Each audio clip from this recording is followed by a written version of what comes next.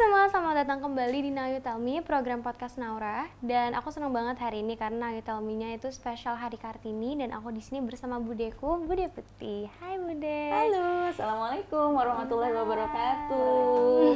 Senang banget bisa ketemu kamu. Aku juga senang bisa ketemu Bude lagi. Kemarin kita terakhir kali ketemu tuh ada di family gathering ya kalau nggak salah. Iya, kita ketemu di family gathering. Kamu tuh sebenarnya kamu sebenarnya manggil Bude tuh bukan Bude, Nenek.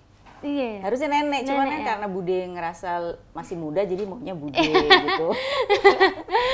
Jadi berarti sebenarnya emang Bude Putih itu nenek aku. Jadi sebenarnya topik hari ini tuh kakak mau bahas soal woman support woman karena kakak tahulah sejarah soal sejarah era Kartini dan perjuangannya dia. Sama seperti apa yang kita semua tahu, perjuangan era Kartini kan melahirkan banyak sekali kesempatan untuk kami para perempuan untuk berkarya. Tapi kalau aku ngelihat zaman sekarang gitu, emang sekarang tuh udah orang tuh semakin bisa meng-highlight woman support woman, tapi realitinya itu nggak semudah itu dan nggak segitunya. Karena aku seringkali masih menemukan banyak banget di antara perempuan itu yang namanya iri, terus sama-sama menjatuhkan. Kalau tanggapan Bude, menurut woman support woman di zaman sekarang tuh kayak gimana sih? Sangat penting. Jadi kalau Bude tadi kamu juga ngomong soal sejarah Raden Ajeng Kartini, kalau kita kembali ke masa lalu nih, Ibu Kartini itu lahir tahun 1879. Ya. Bayangin itu mungkin sekitar 100 berapa belas tahun yang lalu lah. Indonesia itu belum ada loh, Negara Kesatuan Republik Indonesia itu belum ada. Jadi itu waktu itu zaman Hindia Belanda. Raden Ajeng Kartini sebagai seorang bangsawan, bapaknya kan seorang bupati, dia harus mengikuti tata pola perilaku, tata cara adat Jawa pada saat itu di mana seorang gadis perempuan itu harus dipingit. Nggak boleh, jadi seumur Naura umur berapa nih sekarang? Aku berarti aku mau 16. Mau 16, iya. Umur 17 itu harus menikah. Jadi kamu nih istilahnya Ibu Kartini atau RA Kartini, setahun lagi kamu harus nikah nih. Nah, dari mulai umur 14-15 tahun tuh dia udah harus dipingit, nggak boleh keluar dari rumah, dari keratonnya, dari keputrennya. Harus hanya belajar hal-hal yang bersifat keputrian. Hanya masak, menjahit, membatik, seperti itu. Tapi Ibu Kartini waktu itu punya pikiran yang progresif. RA Kartini tuh kalau sekarang women empowerment gitu loh, memberdayakan dirinya agar dia bisa berkontribusi untuk kemajuan lingkungannya. Nah, itu yang dilakukan oleh RA Kartini. Karena memang pada saat itu nggak boleh, Nora, kalau sudah pada waktunya masuk masa pingitan ya sudah dipingit. Ya itulah tata cara atau kebudayaan yang ada pada saat masa RA Kartini. Kebetulan waktu itu ayahanda beliau seorang bupati juga sedikit berpikiran progresif untuk RA Kartini. Beliau boleh sekolah pada masa itu zaman Belanda tuh ada ILS namanya. Jadi itu setara dengan SD loh. Iya. Dia boleh disekolahkan SD. Nah tapi dan itu sekolah dengan orang-orang Belanda, bukan sekolah pribumi karena kan RA Kartini bangsawan. Tetapi ketika dia mau melanjut ke SMP, dia tidak boleh melanjutkan sekolah ke SMP karena itu harus sudah masuk ke masa pingitan. Nah sehingga ketika ditanya oleh teman-temannya yang orang Belanda itu, kamu nanti kalau udah besar mau jadi apa? RA Kartini nggak punya cita-cita karena dia nggak pernah tahu, dan itu terjadi di seluruh putri-putri keraton. Dia bertanya sama ayahnya, Romo, saya kalau sudah besar nanti mau jadi apa? Jawaban Romonya itu tadi yang Bude katakan, kamu harus menjadi Ndoro Putri. Nah itu RA Kartini berontak, tidak mau. Ada hukumannya nggak tapi Bude untuk pada zaman itu ada hukumannya gitu? Jadi gini, RA Kartini tetap dipingit karena tidak bisa melanggar budaya dan tata cara itu. Tetapi kemudian di dalam pingitan itu RA Kartini melakukan satu terobosan dalam berperilaku. Kan kalau dijajah kan kita nggak bisa seenaknya dong, Naura gitu kan. Tapi RA Kartini waktu itu melakukan satu terobosan. Dia tidak mau, kalau putri keraton tahu nggak jalan dodok, jalan sambil jongkok itu kan. Nah RA Kartini nggak mau adik-adiknya harus berlaku dodok di hadapan dia. Jadi RA Kartini bilang, diajarinlah nih adik-adiknya, pokoknya kalau ketemu sama saya kalian nggak usah dodok di depan saya, jalan seperti biasa saja, hormat sama saya tidak usah berlebihan dengan dodok seperti itu. Bayangkan Nora, jangan lihat di sekarang, tapi lihat di masa itu ketika tidak pernah ada perempuan satupun yang berani melakukan itu. Kalau sekarang mungkin aktivis kali ya, progresif yang berani melakukan hal itu, mendobrak semua tatanan nilai-nilai yang menurut Kartini ini membelenggu. Nah itulah akhirnya Raden Ajeng Kartini langsung berpikir, oh berarti kaum perempuan seusia saya akan merasakan ini. Nah saya harus melakukan sesuatu agar saya bisa memberikan manfaat dan ada langkah untuk kaum perempuan. Nah itu kan women support women. Nah untuk sekarang itu menjadi sangat penting. Walaupun memang mungkin di dalam kesehariannya akhirnya terlihat seperti bersaing, gitu kan. Terus kalau seumuran Naura ada bully, ya enggak? Kadang-kadang kan suka gitu. Kelihatan nanti menonjol sedikit, ada yang nggak suka nih, teman perempuan kamu mulai deh dibully deh. Tetapi kalau menurut Bude, persaingan itu penting secara positif. Karena dengan demikian kita punya ambisi, kita punya ketekunan, kita punya sesuatu. Oh, saya pengen seperti dia. Kalau ada seseorang yang menjadi role model kita, oh saya ingin seperti dia. Gimana caranya seperti dia? Ya ini kan bersaing, tetapi harus dilaksanakan dengan positif.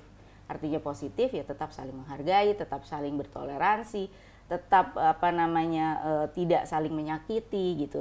Kita emang harus bisa yakin sama diri kita sendiri sebagai perempuan. Tapi kalau dari pandangan aku, ada yang misalkan women support women yang kakak ngerasa kayak terlalu berlebihan sampai-sampai terkadang ngerasa kita nggak butuh lelaki. Padahal kalau jadi mandiri banget, jadi terlalu mandiri dan apa-apa tuh aku bisa bilang tuh jadi mengarah ke egois gitu. Sementara emang kita dilahirkan untuk menjadi seorang individu, tapi aku ngerasa pas kita udah hidupnya tuh kita saling membutuhkan, mau perempuan mau laki-laki. Kalau menurut Bude, women support women itu yang positif tuh takarannya tuh sampai mana? Tadi kamu tanya, Bude jadi ingat nih. Karena memang sampai sekarang kalau Bude melihat dari pengalaman Bude sebagai seorang politisi, budaya patriarkat itu artinya pengaruh kaum lelaki. Jadi mohon maaf nih para lelaki di Indonesia itu masih sangat besar. Jadi kalau Bude melihat bahwa kesetaraan gender itu, emansipasi itu bukan arti kemudian kita mengecilkan arti laki-laki. Kita harus sama, kita equal, tapi kita mengajak laki-laki untuk bisa bersama-sama melakukan sesuatu bersama kita, bukan mengecilkan atau menyampingkan arti daripada laki-laki. Dan kalau Bude melihat remaja perempuan zaman sekarang tuh gimana sih? Salut. Bude tuh senang banget lihat anak-anak perempuan sekarang yang sepantaran Naura, sepantaran anak Bude gitu ya. Tidak hanya anak-anak Jakarta tapi di seluruh daerah, karena alhamdulillah Bude dapat kesempatan ya sebagai anggota DPR RI bisa jalan-jalan ke seluruh wilayah di Indonesia.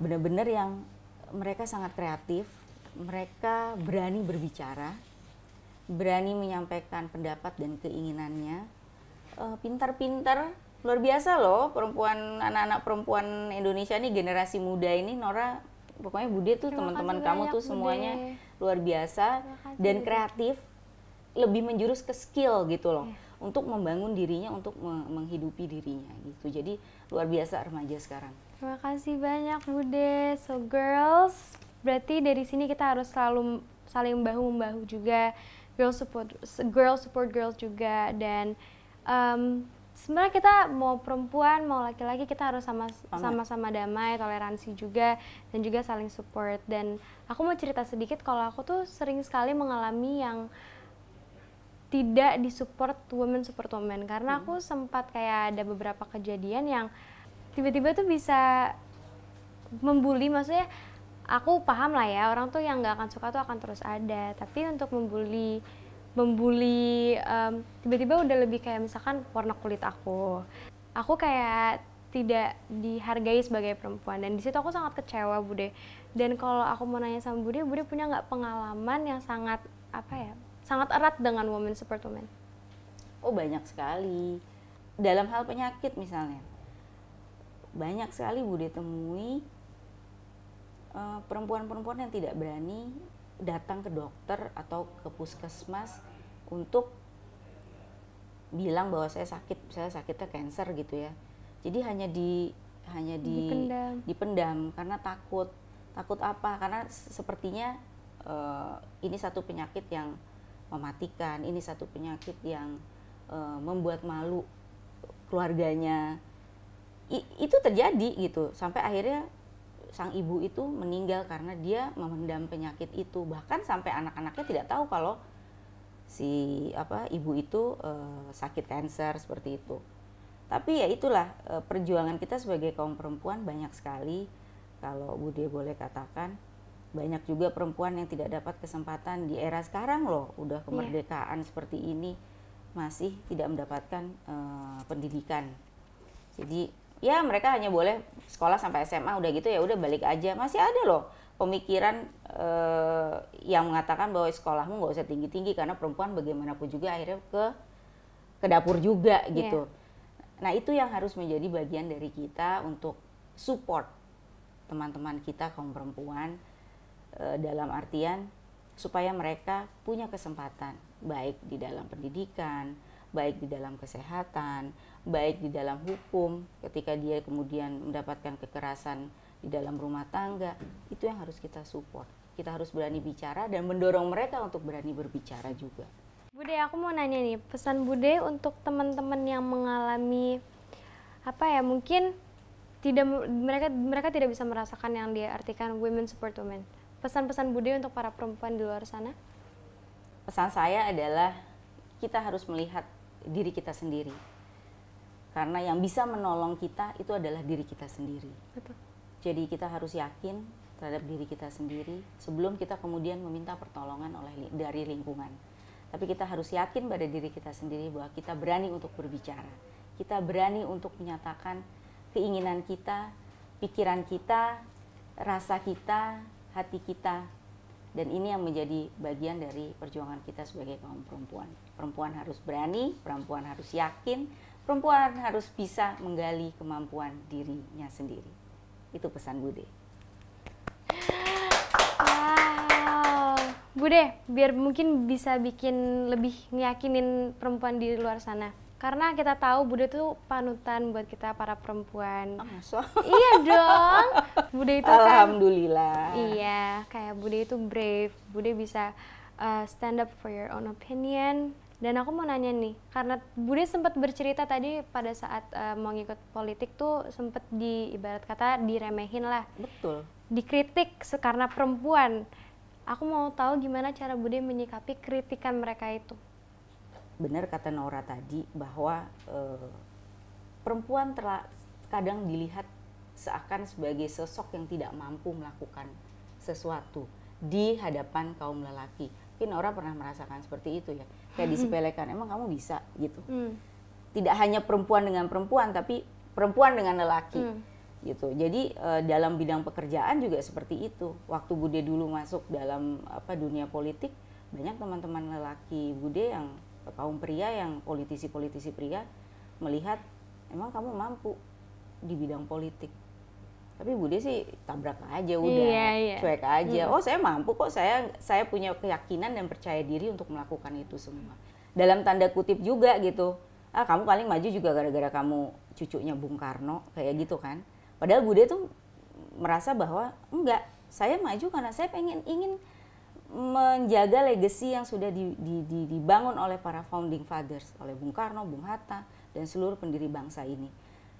Saya ingin memberikan apa yang saya punya, pemikiran saya untuk bangsa dan negara lewat jalur politik ini gitu. Yang punya legitimasi, yang punya jalur yang tepat untuk menyampaikan. Betul. Nah, memang Bude bilang sampai kapanpun nama Soekarno tidak akan pernah bisa hilang dari dalam diri saya, karena itu Tuhan udah kasih anugerah itu. Ya. Tapi untuk menjadi seseorang, untuk mampu, untuk bisa diterima di masyarakat, untuk bisa dihargai di masyarakat, bukan karena nama Soekarno itu, tapi karena diri kita sendiri. Nah, itu yang Bude pegang. Jadi Bude ya ya dalam bahasa ini ya I don't care lah, terserah dia lo mau ngomong apa gitu. Yang penting aku berbuat baik, aku melakukan satu manfaat untuk bangsa dan negara ini. Wow. Video ini tuh sangat wajib untuk disebarkan karena apalagi zaman sekarang kita semua sebagai perempuan sangat concern dengan women support women. Karena women support women itu penting banget, tapi di sisi lain juga bisa menjadi hanya label buat teman-teman yang ingin ngumpet dari actionnya mereka. Mungkin terakhir ya Bude, di zaman sekarang seperti ini kan kita bisa lihat kalau banyak sekali sekarang perempuan yang udah lebih percaya diri, lebih bisa stand up for opinionnya mereka. Tapi masih banyak juga perempuan yang masih merasa tidak percaya diri, masih merasa lemah, masih merasa kayak kalau mereka tuh di bawahnya laki-laki. Apa hal sederhana yang menurut Bude bisa mengubah pola pikir mereka di zaman sekarang?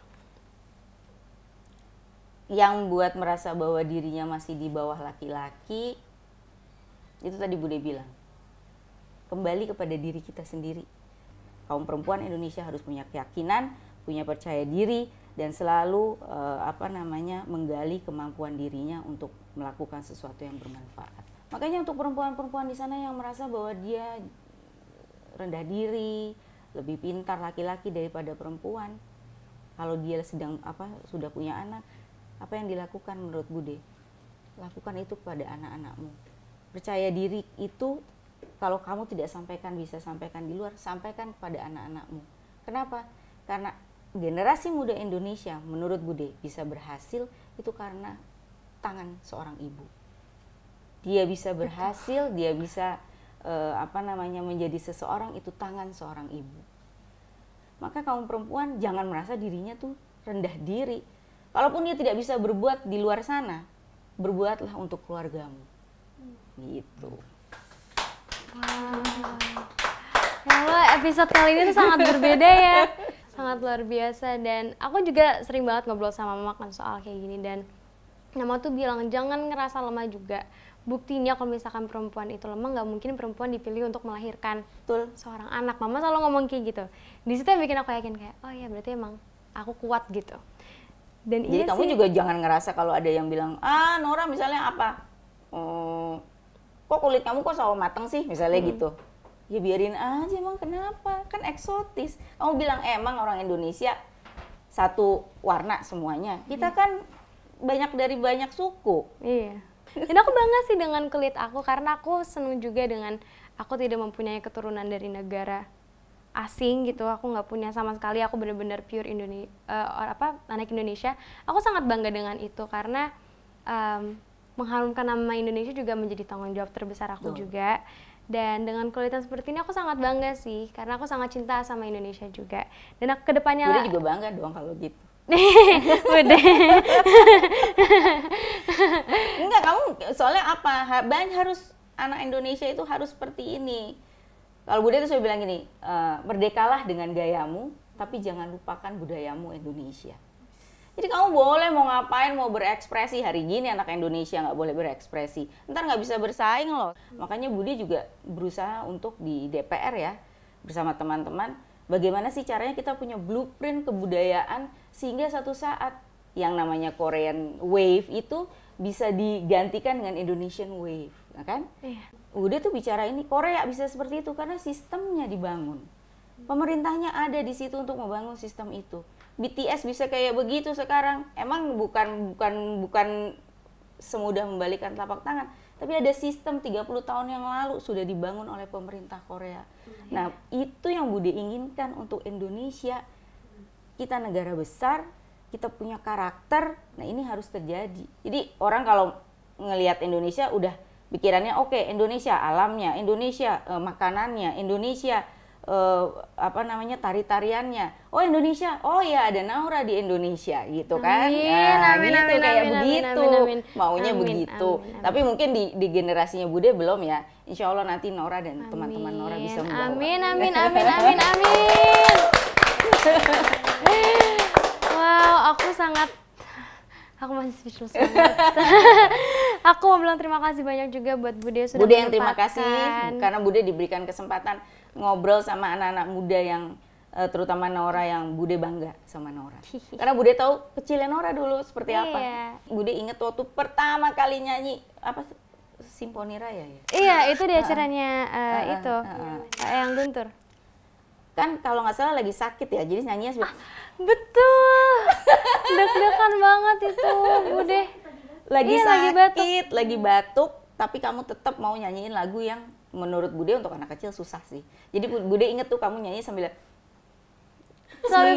pilek.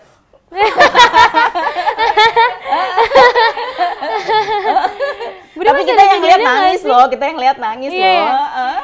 Jadi Bude inget waktu itu ya, kan Bude bilang Nora mesti nyanyi. Terus waktu itu tim produksi yang mau jadi bagian dari peluncuran buku itu nanya, Nora memang nyanyinya seperti apa? Nanti kebanting loh sama yang lain acara itu. Jadi acaranya nggak ngangkat katanya gitu. Terus Bude bilang enggak, mesti lihat dulu. Saya pengen anak ini dikasih kesempatan. Tolong dikasih kesempatan. Udah dong kamu latihan. Nggak taunya tiba-tiba Bude juga kan bilang pokoknya bener nih Mbak, katanya bener nih, bisa nih anak. Nanti jangan-jangan demam panggung nih di atas panggung. Kan nggak lucu, ada menteri, ada Ibu Mega, ada pembesar-pembesar lain lah, pejabat-pejabat lain. Enggak, anak ini nggak demam panggung, pasti bisa. Terus menjelang mau hari H, katanya kamu pilek. Coba gimana Bude nggak deg-degan coba. Iya. Batuk pilek katanya mama kamu. Terus pas ini aku lupa, nggak sadar. Ya tapi buktinya kamu bisa kan gitu. Itu aku bener-bener ya ampun. Kamu masih kecil gitu, lucu banget pakai baju Bali ya.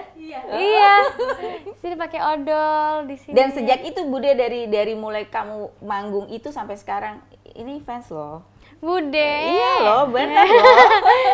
Lukisan Indonesia itu nggak pernah keluar dari list lagunya. Pokoknya dalam perjalanan Bude sampai detik ini nih Bude nggak bohong loh. Masa sih? Iya, kalau Bude lagi pergi keluar kota atau lagi di pesawat lagi apa gitu, Bude selalu dengerin lagu itu. Bude terima kasih banyak Bude. Ya ampun. Berarti terima kasih banyak juga Bude buat juga terima kasih. Salam buat semua keluarga, buat Mama Nola, Papa Baldi, buat adik-adik ya. Iya. Berarti buat teman-teman semua semoga bisa mengambil banyak banget pesan-pesan penting dari video ini, poin-poin penting juga. Dan buat semuanya, untuk perempuan ataupun laki-laki jangan pernah merasa lemah karena kalian mempunyai keunggulan dari diri kalian masing-masing. Dan kalian harus merasa kalau misalkan diri kalian itu adalah individu yang kuat. Terima kasih banyak Bude untuk waktunya. Terima kasih Nora sayang. Sukses terus. Bude doakan dan mudah-mudahan kamu menjadi anak muda Indonesia yang bisa memberikan karya dan sumbangsinya untuk bangsa dan negara. Amin. Terima kasih Bude, terima kasih semua. Terima kasih semua. Indonesia.